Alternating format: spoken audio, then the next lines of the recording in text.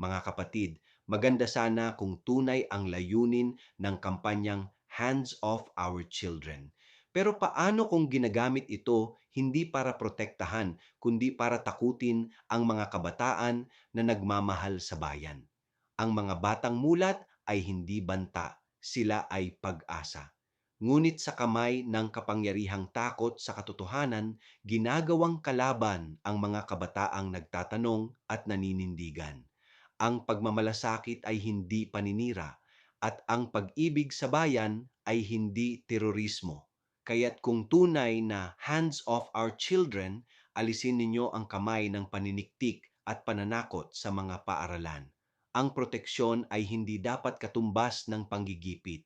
Ako si Padre Jesse Galilea, may pusong Pinoy, kasama mo sa pananalig at pakikibakang panlipunan. Hanggang sa muli, mga kapatid.